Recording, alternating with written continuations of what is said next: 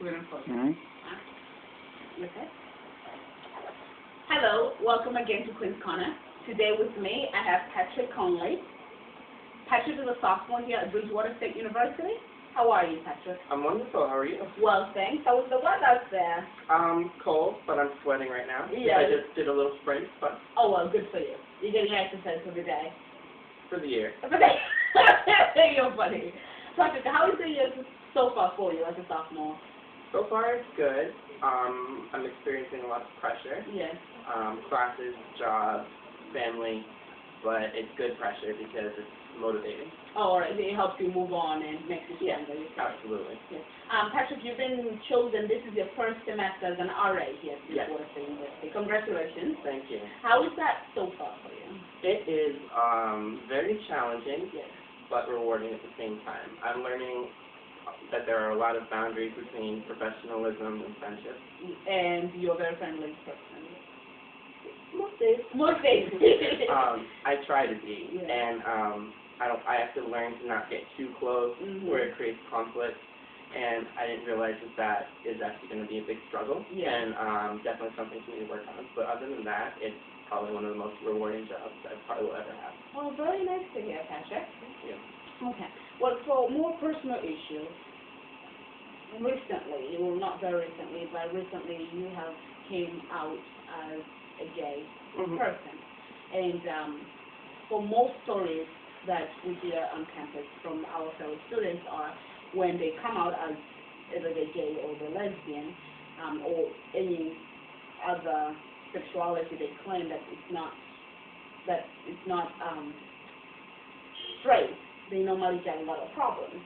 Most of the problems come from their parents, or their parents or their families do not support them of what the person they want to be or who they are.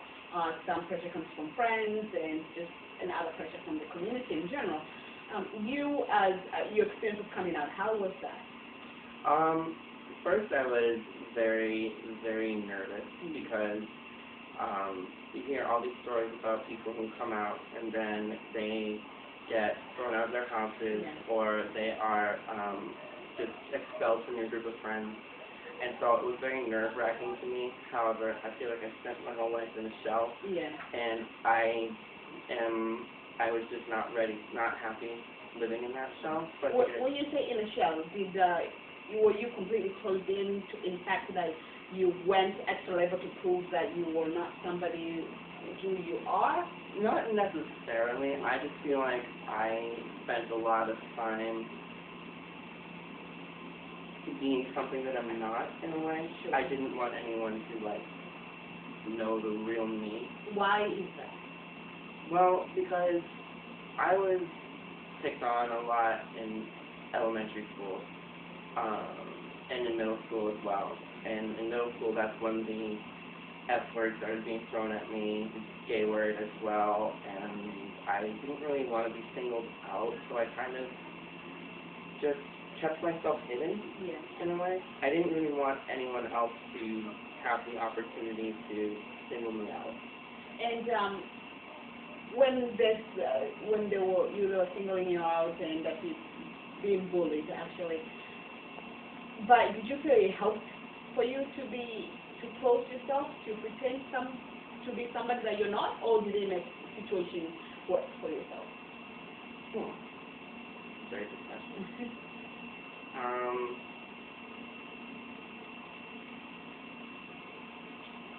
I think that at the time it was me protecting myself, Yes. and I think I did protect myself a lot by staying under the radar. Yeah. But when you say staying under the radar, what kind of things did you change? Meaning, how is your behavior from being you to the behavior that you have to change to become a completely different person to stay under the radar? like wearing certain types of clothing. What would you use to wear this from? I used to try to wear a lot of athletic stuff Sure. because I wanted to blend in, but not so much stick out. Yes. it's funny, it kind of became like a science to me. I made sure that like my hair didn't grow out as quick. Well, I just made sure that I grew my hair out, Yeah. so like I wouldn't keep it too short. Yeah. Have it right now. A lot of people said that, oh, your hairstyle was so gay, and I just kind of left my hair growing out because I didn't want people to. So you did as much as you could to please the crowd of people who were not agreeing with the person you are. And did you have any support in school, either through a teacher or anybody that made you feel a little comfortable, at least to express yourself, or to the person who knew what you were going through?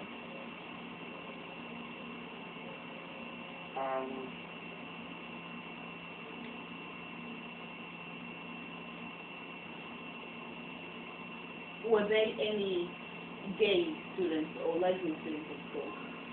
When you were? Or do you think we're trying to hide I think that they were trying to hide themselves as well. I was very close to a good number of my teachers. I shared this particular part of me with two teachers who were, one was very, very supportive and saw me as still the same person, and it wasn't a deciding factor. The other one was a little ignorant because I first used the term bisexual because I had this myth in my head thinking, if I say I'm bisexual, I'm still attracted to women. It would be pleasing to one. But and you thought that was going to be better later? Yes. A teacher told me that I needed to pick one. And how did that make you feel? At the time, I didn't really care. At least I didn't think I did. As I've gotten older, I've looked back on my life and realized that there were a lot of things that have been said to me that I don't really know how I should have reacted to. Yes. And when you came to your parents to tell them that you were gay, can you recall that experience? How it was?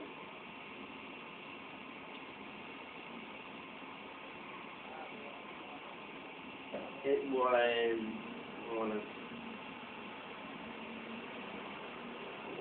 how were your parents? What's the chemistry between you and your parents? So are they people who you felt all along that you could tell them anything, and either bad or good, and they will still stand by your side?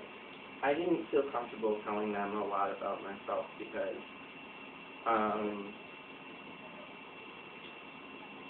they had made a lot of ignorant comments in the past. Regarding your sexuality? Like we'd be watching Ellen DeGeneres. Yes. And they'd be like, well, I don't understand that lifestyle or something like that.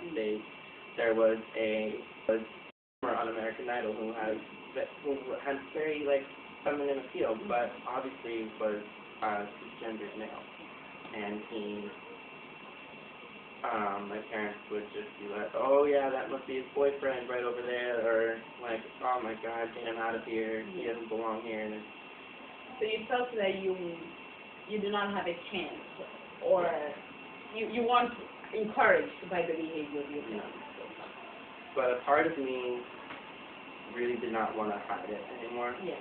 A part of me just really did not want to be shoved in a corner anymore.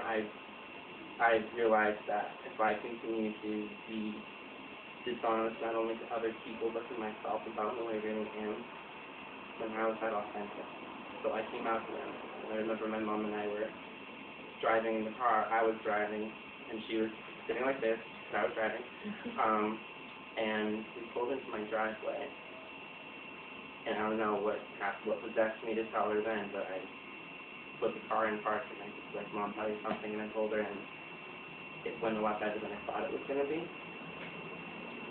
And then a couple of days later, and it was pretty cool. When you say it went better than you expected to be, what was the whole I imagined that her response would just be like this. This is something that she does, like, something that she does a lot. But she's just like, I don't love you when you left. So that made me feel. That's really good to hear. It did. My father said the same thing. I'm very happy for you, Patrick. We don't get to hear a lot of these stories. Always stories like this are very tragic. And as you said, the children being kicked out of their houses, and really, it's not a positive experience trying to find themselves, and they found themselves, and this is who they are, and this is who they want to be, but they do not get that support. So to hear that your parents gave you that support, it's really a wonderful thing to hear, and hopefully other parents will be more like your parents in that kind of matter. Hopefully. Yes, and how is the experience of being gay in college? Well, since I've been to college, I've had a lot of time in the real world. Yes. And when you say the real world, what is it? I started fresh, met a bunch of new people, learned a lot of great things about myself just by meeting new people and discovering that it's okay to be who you are, regardless of how you identify. And I've found out a lot about myself. Like, for instance, I've become more educated on transgender issues. And is the education programs, are you talking about the GLBTA Pride Center here on campus, which is... You're a member? Absolutely. I'm a student worker there, and it's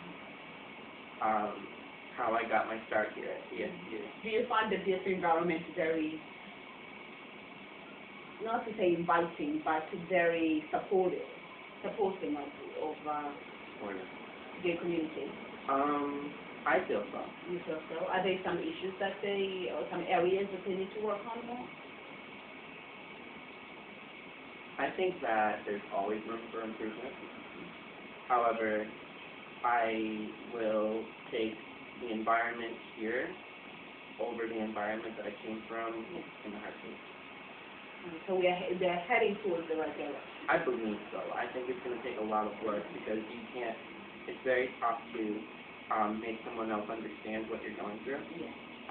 That's one thing I've learned, is to get an entire society to understand that.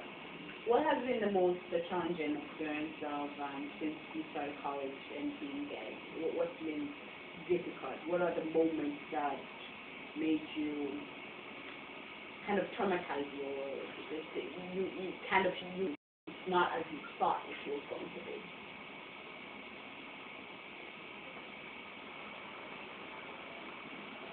I mean, if there are any, then they're really good.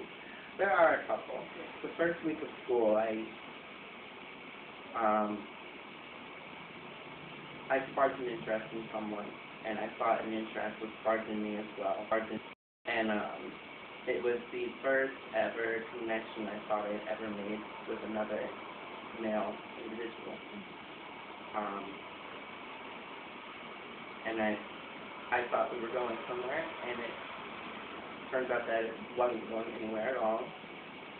And it was a little traumatizing to the first experience, and words were exchanged between us that I've never been told before. Good things. I was led to believe like Something was real. Something real, but it turned out not to be. And this all happened within a period of like 3 days. So it was very traumatizing to me because that was like my first experience I ever experienced. And it was something that I think I'm still trying to get over. You as an RA, how do you take such traumatizing experiences like those to apply to a job that is by helping students to feel comfortable? How do you tend to use the experiences that you went through? I use it as fuel. I use it as fuel because I don't want to... The way I see it is that the experiences that an individual has they have them, Yeah. and you can't force them away. They happen, and it's very challenging to live with the fact some of these instances have happened. So for me, You embrace, you take try them, to embrace it. you take them and the way they are, I do my best to. and try to make something positive out of them. That's a practice that I've been trying to do for about a year now, because I realized that maybe this is probably a more constructive way, Yeah. because in the past that's just not how it was. And it's been challenging to practice that. However,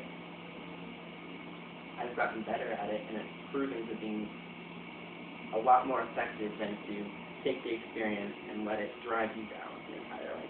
And do you see any students here struggling to come out, or they're having these first-time experiences, traumas?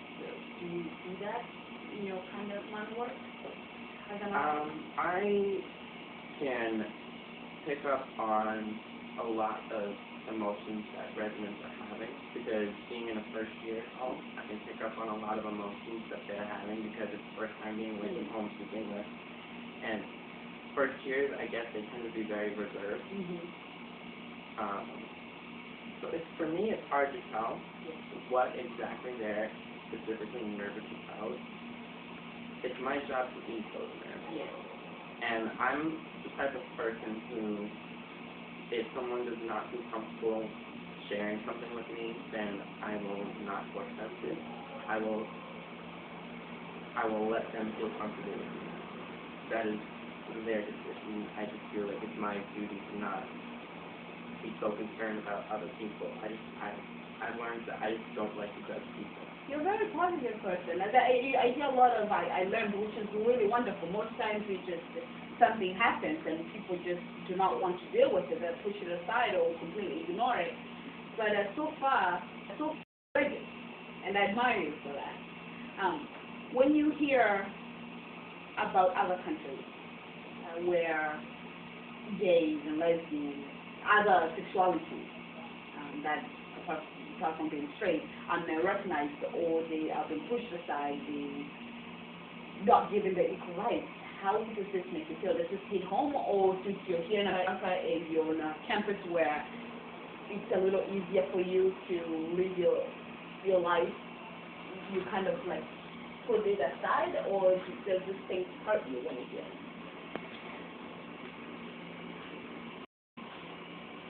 It hurts me to the point where I feel like I have to put it aside, because The problem is too big. You just cannot face it. I cannot face it, because I've been singled out a lot in my life. I know exactly how. So it's very different from just saying that just saying I understand how you feel, to you know how it feels. So when you see somebody being singled out, it really touches you. For example, what I have been hearing about in Russia, how a lot of folks who identify as gay have been put in jail. It just doesn't, I just can't even stomach how people can do that to someone else, because all they did was want to be loved, and they get thrown in jail for it. And that breaks my heart, because that very easily could have been me. What's the message you have to other gay people out there, or to people who are not gay, that they just do not understand or do not accept? What do you want to tell them?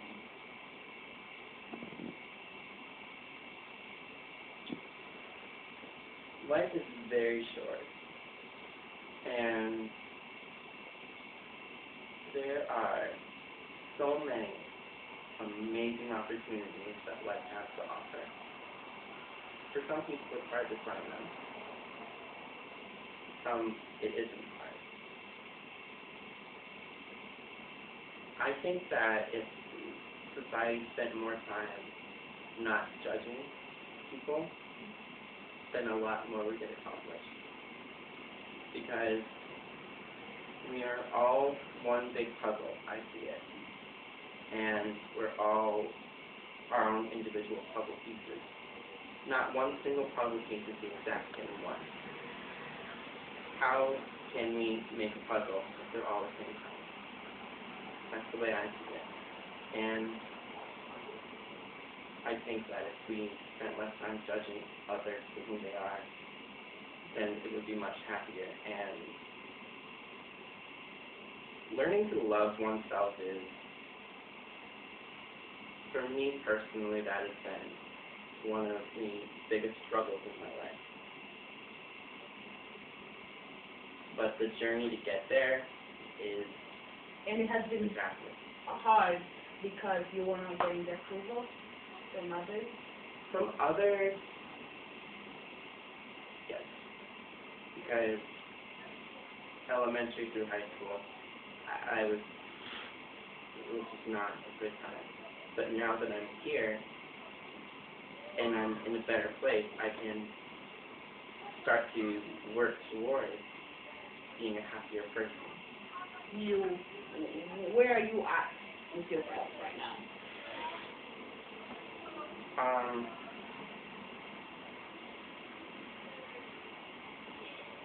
I think that in just a year since I've been here, I have grown to love myself a lot more than I ever have in my whole life. I'm happy to hear. It's still very hard some days. Some days I look at a crowd of people that reminds me of a bunch of kids from high school and middle school, and it brings up old memories and old feelings of worthlessness and powerlessness. However, there's something else in me that I have seen that is much stronger than that. So it's going to take some time, obviously, but I think that that's good motivation for me. It's more than motivation. You're heading the right track. And all I can say is thank you very much Thank for you, Queen. opening up. And I congratulate you for everything you have accomplished. Thank you. Really, there's no doubt everything you have worked so hard to get it. And I wish you all the best. I'll be seeing you on campus, Patrick. Yeah. Thank you once again for joining us. My name is Queen Butahi, and please tune on next time to see more what I have for you.